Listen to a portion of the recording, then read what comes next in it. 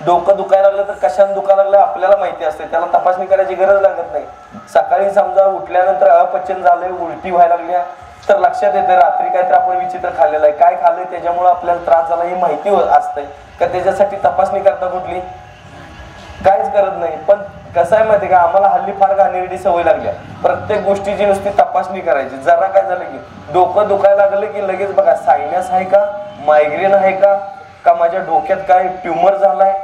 हे बायका तरी लय डेंजर, आणि त्यात मैत्रिणी असलं ना की त्याच्यापेक्षा वाईट गोष्ट. तिला एकतर तुमचं बघावलेलं नसतंय, तुमचं दुःख ते तिचा आनंद. ती म्हणते बघ बाई अंगावर काढू नकोस ग, त्या आमकीनं असंच अंगावर काढलं की पोटात कॅन्सरची गाठ होती. ही लागलीच बघा तो पोट तपासायला, हाय का गाठ. रातभर झोपत नाही, दुसऱ्या दिवशी नवऱ्याला म्हणजे माझ्या पोटात काहीतरी झालंय, हिनच दाबून दुखवलेलं असते. हे जरा पाया पडतो सगळ्यांच्या, हे सगळं डोक्यातनं काढा.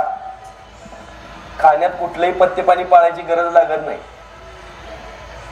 काय मला समजतच नाही, बरीच लोक भात खात नाही, चपाती खात नाही, वांग्याची भाजी खात नाही, बटाटा खात नाही, मसाले भात खात नाही, जगलाच कशा मर जाते, रेडिओवर पडत जाते इकडं. खाण्यात कसलं पथ्य पाणी आलंय, जे पूर्वीच्या लोकांनी खाणं जे आहारात जे आणलं ना अन्न, त्याचं प्रत्येकाचं काही ना काहीतरी बेनिफिट आहे, प्रत्येकाचा काही ना काहीतरी फायदा आहे आपल्याला, उगाच आणलेलं नाही आहे.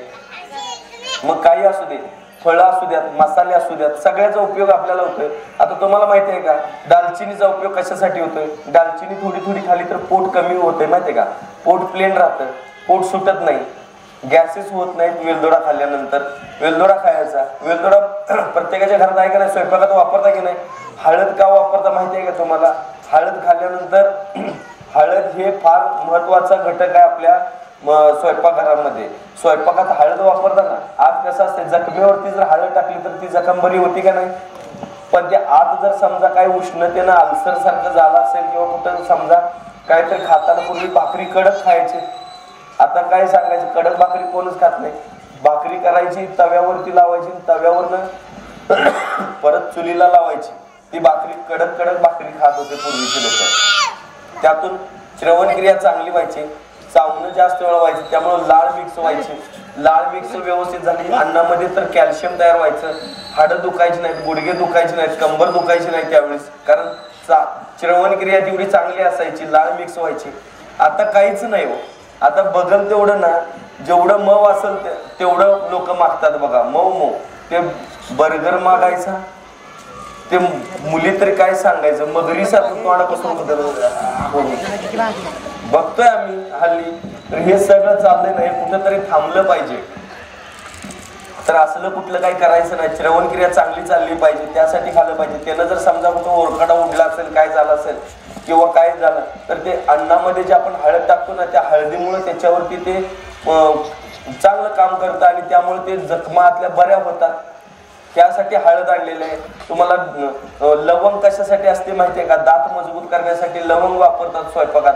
स्वयंपाकघरामध्ये काय काय जे आहे ना पूर्वीच्या लोकांनी आणले ना, ते खरंच सगळं खूप महत्वाचं आहे, खूप गरजेचं आहे. पण आज आपल्याला कशासाठी काय वापरतात काय माहित नाही. गाव टाकते म्हणून आपण टाकायचं स्वयंपाकात, असं असते. बरीच मंडळी काय करतात माहिती का, चमचमीत जेवण होण्यासाठी मसाल्याचा जास्त बडीमार करायचा, काही उपयोग नाही. थोडं घाला मसाला, तेल सुद्धा थोडं वापरायचं असतंय. पूर्वीच्या सासूवा परत जन्माला यायला पाहिजेत असं मला वाटतंय. सुनेनं जरा जर तेल एक्स्ट्रा घातलं ना तर काय सांगायचं, सासू तिचं पान मड तिकडे नेऊन ठेवायची. काय एवढं काय पैसे काय झाडाला लागतात का नाही काय, ते तेवढं थोडं तेल वापरायचीत ना, त्यामुळे पूर्वीच्या लोकांना आजार कमी असायचे. आता चमचमीत, आता काय कशावर भाजी तेलावर पवत असते माहितीये का, एवढं तेल खातोय आपण आणि त्याचा साईड इफेक्ट होतो. अन्न सुद्धा अति खाणं, गरजेपुरतं खायचं. पोटाला ताण पडेल एवढं कधी जेवायचं नाही. तुम्हाला कुठला आजार झाला तर विचारा. खाणं एकपट, व्यायाम दुप्पट करा. कुठली तपासणी करायला लागली ना, मी तुमची फुकट तपासणी करून द्यायची, चॅलेंज आहे माझं. अहो काही नाही, शरीर खूप कमी खर्चामध्ये चालतं. ह्याला काय रोज 5,000चा शर्ट घातला तरच देखाने दिसतंय असं आहे का रोज 5,000ची साडी नेसली म्हणजे झाली का? अहो 300 रुपयाची नेसा, पण शरीर जर समजा अगदी सडसडीत असेल ना तर काय 300 रुपयाची साडी सुद्धा तुम्हाला 10,000ची वाटायला लागते माहिती आहे अंगावरती. नाहीतर एक असते मागातली साडी निसत्या आणि चालणं पहिलवानासारखं. काय उपयोग असा याला? इकडं असं साडी उचललेली असते एवढं मोठं पोट. आणि हल्लीच्या मुलींना तर साडी नेसायला येत नाही. पुण्या मुंबईला बघितलं का नाही, साडी नेसतात का लुंगी लावतात कळत नाही. हा, साडी नेसवायला हल्ली साडी नेसवायला कोर्सेस आहेत आणि साडी नेसवायला ना पार्लर मधून मुली बोलवतात दुसऱ्या पार्लर मधून.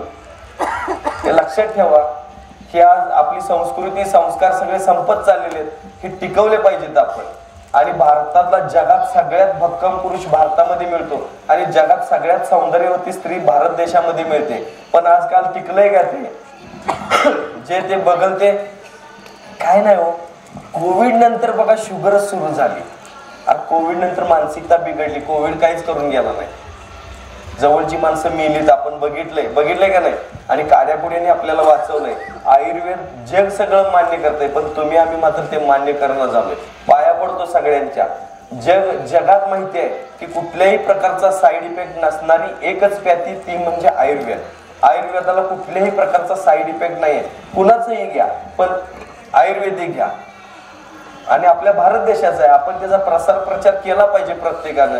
आपल्या मुलाला आपण चांगलं म्हणलंच पाहिजे. तसं आपल्या देशातल्या ह्या आपल्या संस्काराला संस्कृतीला आणि आयुर्वेदाला चांगलं म्हटलंच पाहिजे. आणि नुसतं म्हणू नका तर ते अवलंबात ते खरोखर चांगलं आहे. मला अनुभव आहे. आज जर बघितलं तर कमीत कमी 7 लाखांपेक्षा जास्त लोक माझ्या केंद्रावरती येऊन गेले आणि त्याच्यापेक्षा जास्त बरी झालेले आहेत. युट्यूबवरचं ऐकून बघून कितीतरी लोकांनी घरगुती उपाय करून कितीतरी लोक माघारी मला न भेटता बरी झालेले. याच्यापेक्षा आणि वेगळं काय सांगायला पाहिजे तुम्हाला. आयुर्वेदाचं जेवढं वाचन मी केले ना खरोखर मी भक्त आहे आयुर्वेदाचा. बघा आज माफ करा सगळ्या देवांची मंदिर आहेत गावांमध्ये शहरांमध्ये. धन्वंतरीचं कुठे दाखवा बरं मंदिर आहे का? धन्वंतरीचं मंदिर असायला पाहिजे प्रत्येक गावामध्ये. घरामध्ये प्रत्येकाच्या धन्वंतरीचा फोटो असायला पाहिजे असं मला वैयक्तिक वाटते. कारण तरच आपलं आरोग्य चांगलं राहणार आहे. तुम्ही कधी पाया पडत नाही. जायचं आता देवाकडं. मला ते दादा बोलले की आमच्या देवाजवळ जे मागल ते मिळते. मी एकच मागतो तुमच्या देवाकडे, इथल्या लोकांना 100 वर्षाचं आयुष्य देऊ नको. हा 80 वर्षाचं दे पण खणखणीत 15 रुपयासारखं दे. कुणाला कुठल्या प्रकारचा दवाखाना लागू नये. बरोबर आहे का नाही सांगा बरं? हा कशाला 100 वर्षाचं पाहिजे? तुम्हाला 200 वर्षाचं मिळू दे बाळांनो. त्यासाठी तर चाललंय. कारण काय झालं माहितीये का, आयुर्वेद जसा संपत चाललाय तसं माणसाचं आयुष्य पण कमी होत चाललंय. फार डेंजर परिस्थिती आहे. आयुर्वेद पूर्वी जडीबुटी खायचीत लोक, वेगवेगळ्या प्रकारचे झाडपाला खायचीत लोक, त्यावेळी 100 वर्ष जगायची. आता जसं ते माहितीच नाही आहे. तुम्हाला काय वाटतं ही मुलं आता समोर बसलेली ही 100 वर्ष जगतील असं वाटतंय तुम्हाला? माणसाचं सरासरी आयुष्य 60 वर आलंय. 100 वर्षाचं जगणारा खरोखर भाग्यवान आहे. भारतरत्न म्हणायला हरकत नाही त्याला. कारण हल्ली 100 वर्ष आता हल्ली पंजोबा बघायला मिळणं खूप कठीण आहे. आम्ही शेवटची भाग्यवान पिढी आहे जिने पंजोबा बघितला खणखणीत.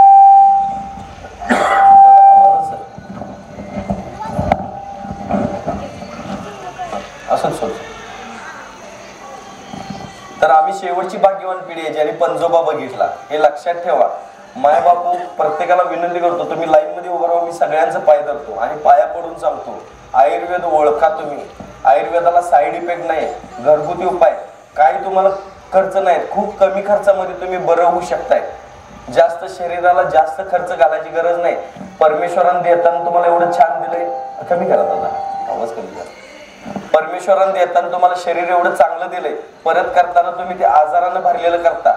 जागोजागी चिरफाड केलेलं तुम्ही शरीर परत करता. परमेश्वर तुम्हाला परत उभा राहील का? जाऊ दे चला. पुनर्जन्म हाय नाही माहित नाही आपल्याला.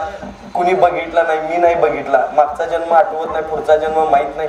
पण हा जन्म तर माहिती आहे का ना आपल्याला.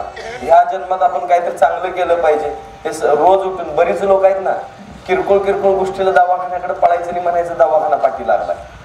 जरा गुडघे दुखायला लागले की असं वाटतं की आता माझं काय गुडघं पाग मोडलंच ग बाई. काय सांगू तुला. पाया पडतो तुमच्या खरोखर. काही करायची गरज लागत नाही. साध्या गोष्टी असतात. कोमट पाणी घ्यायचं 1 ग्लासभर त्याच्यात 1 चमचा तूप घालायचं. तूप मिक्स करायचं आणि सकाळी सकाळी अनाशी पोटी प्यायचं. बघा 15 दिवसात गुडघेदुखी थांबायला लागते. आता ज्यांचं गुडघे फार दुखतायत तर त्यांनी बटाटा उकडायचा आणि त्याचा गरम असताना लेप करून लावायचा, गुडघेदुखी थांबतात. कंबरदुखी असेल तर आलं उकडायचं, त्याची पेस्ट करायची बारीक आणि ती पेस्ट कमरेवरती लावायची, कंबरदुखी थांबते. माता भगिनींना विनंती आहे, गुडघेदुखी कंबरदुखी आयुष्यात येऊ नये असं वाटत असेल तर रोज रात्री जेवल्यानंतर 1 चमचा खसखस खायची. काय खाणार? खसखस खायची.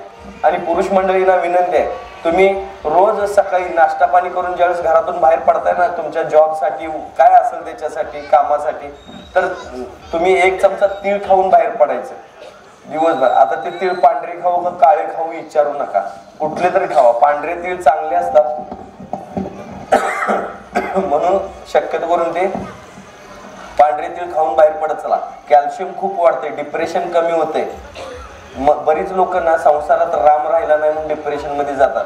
त्यांनी तर नक्की हा प्रयोग करायचा आणि अशोकाच्या पानांचा काढा करून प्यायचा. बघा खूप चांगला रिझल्ट देतोय ना, खूप चांगली आत्मिक शक्ती वाढते, पॉवर वाढते बॉडी मधले.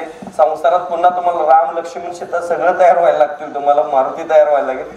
तुम्ही फक्त करून बघा, या गोष्टी करून बघा आणि मग सांगा. अहो साध्या साध्या गोष्टी असतात.